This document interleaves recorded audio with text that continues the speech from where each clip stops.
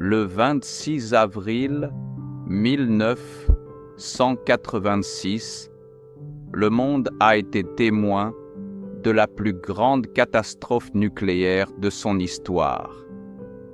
L'explosion du réacteur numéro 4 de la centrale nucléaire de Tchernobyl a gravé cette date dans nos mémoires, changeant à jamais notre perception de l'énergie et de la sécurité nucléaire. Cette tragédie, qui a eu lieu au cœur de l'Union soviétique, a commencé comme un simple test de sécurité de routine, mais s'est terminé par une catastrophe qui a touché des millions de personnes à travers l'Europe. Ce qui s'est passé à Tchernobyl a débuté aux premières heures du matin, lorsque les opérateurs de la centrale ont voulu tester la capacité du réacteur à fonctionner pendant une panne de courant. Mais le test a terriblement mal tourné. Une surtension soudaine a provoqué une série d'explosions de vapeur qui ont pulvérisé le cœur du réacteur, libérant des quantités massives de matière radioactive dans l'atmosphère. La catastrophe a coûté la vie à 2 employés de la centrale sur le coup. Dans les semaines qui ont suivi, 28 autres personnes sont décédées du syndrome d'irradiation aiguë. Mais le bilan ne s'arrête pas là. L'explosion a projeté des particules radioactives qui se sont dispersées sur l'Ukraine, la Biélorussie, la Russie et ont même atteint l'Europe occidentale. La centrale nucléaire de Tchernobyl, située en Ukraine, était autrefois un symbole de la prouesse technologique soviétique. Avant la catastrophe, la ville voisine de Pripyat abritait près de 49 000 habitants.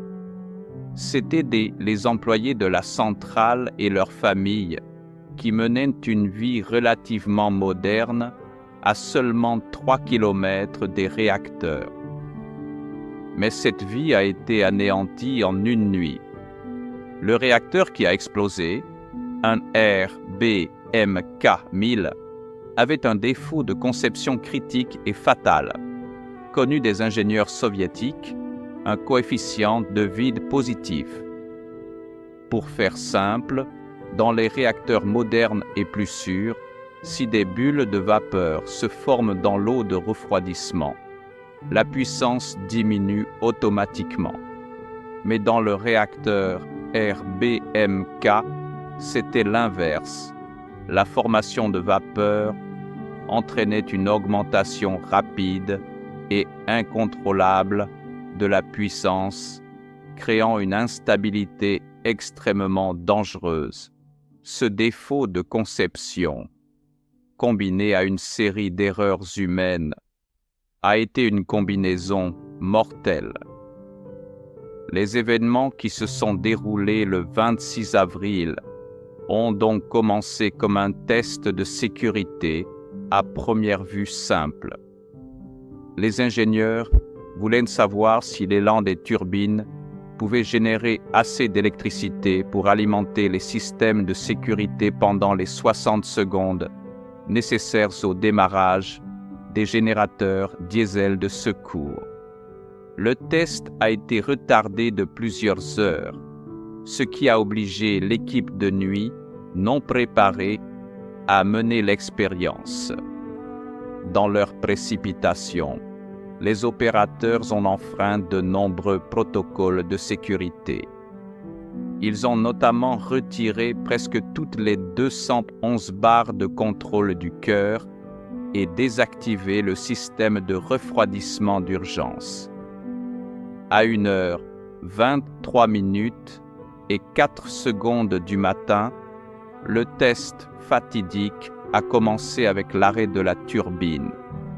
La puissance du réacteur a chuté et les opérateurs ont lutté désespérément pour stabiliser le cœur. C'est alors que l'irréparable s'est produit.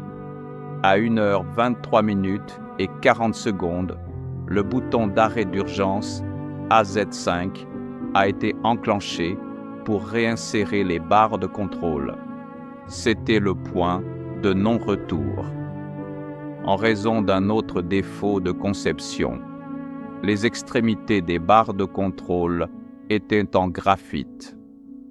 Au lieu de ralentir la réaction, elles l'ont initialement accélérée en entrant dans le cœur. En quelques secondes, la puissance a grimpé à plus de 100 fois la normale. La pression catastrophique a instantanément vaporisé l'eau de refroidissement restante. À 1h23 et 45 secondes, une première explosion a détruit la cuve du réacteur. 3 secondes plus tard, une deuxième explosion, encore plus puissante, a soufflé le toit du bâtiment du réacteur. Les explosions ont éjecté la dalle de couverture de 1000 tonnes et projeté 250 tonnes de graphite brûlant et hautement radioactif dans le ciel nocturne. Le cœur du réacteur était désormais à l'air libre, brillant d'un rayonnement intense et mortel. L'explosion avait laissé un trou béant dans le toit, créant un effet de cheminée qui allait propager la contamination à travers l'Europe pendant des jours. Les premiers à intervenir, des employés de la centrale et les pompiers de Pripyat, se sont précipités dans les ruines sans aucune idée des niveaux de radiation mortelle auxquels ils s'exposaient. C'étaient de véritables héros. Les pompiers ont lutté contre l'incendie sur le toit de l'unité 3 adjacente pendant des heures, empêchant le feu de se propager et de provoquer une catastrophe encore plus grande. Ces hommes courageux, comme le lieutenant Vladimir Pravik, ont reçu des doses de radiation qui dépassaient de loin toute limite de survie. 28 de ces premiers intervenants sont morts en quelques semaines du syndrome d'irradiation aiguë. La réponse initiale de l'Union soviétique a été marquée par le déni et le secret.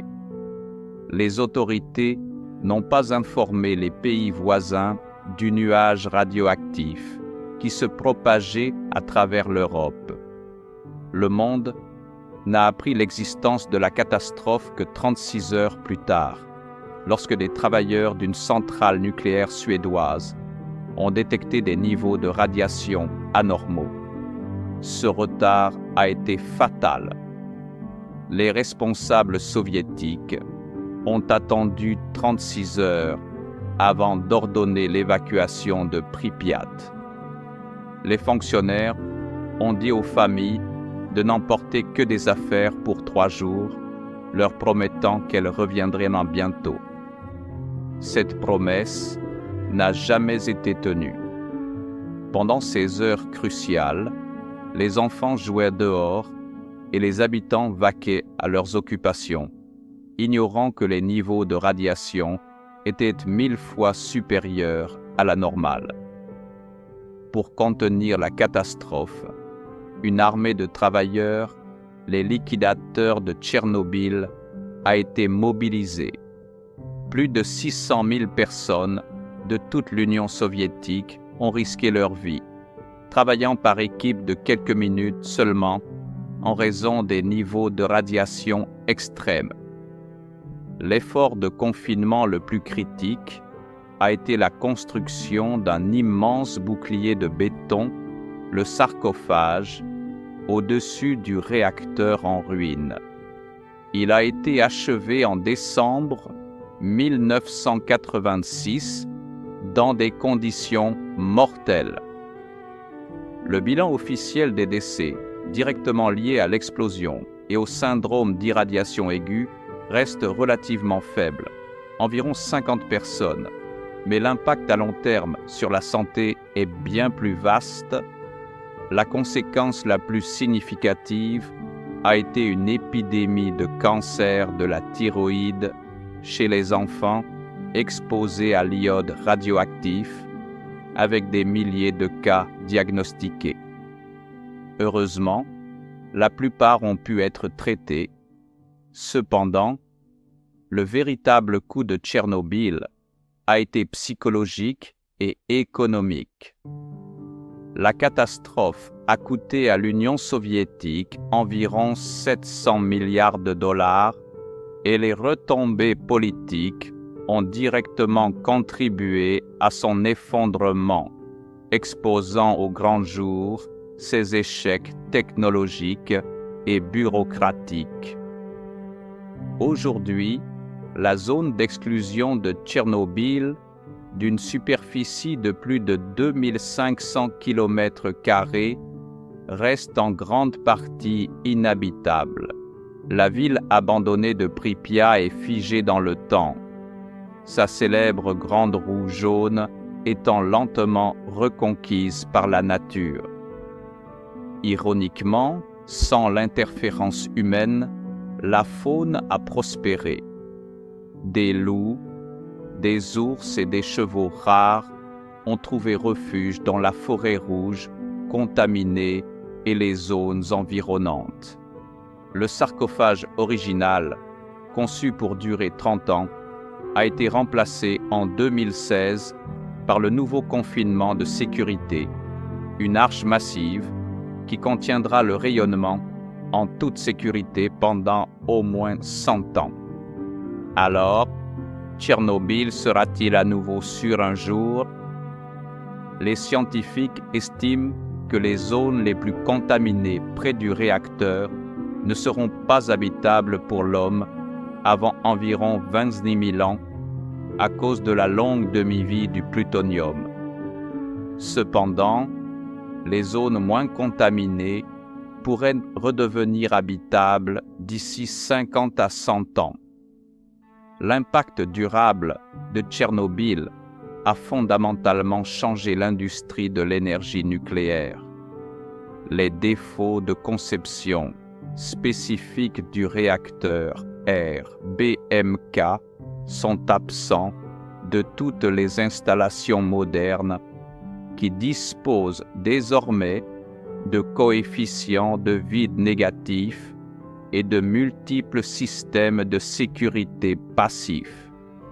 Une explosion de type Tchernobyl est aujourd'hui pratiquement impossible dans l'industrie nucléaire actuelle. Tchernobyl reste un rappel obsédant et permanent de ce qui se passe lorsque la mauvaise conception et l'erreur humaine s'alignent. La ville fantôme de Pripyat et la structure massive du nouveau sarcophage sont des monuments éternels à la pire catastrophe nucléaire du monde. Une leçon qui ne doit jamais être oubliée. Merci d'avoir regardé. Si vous avez trouvé cette vidéo intéressante, n'hésitez pas à vous abonner et à laisser un commentaire. À bientôt.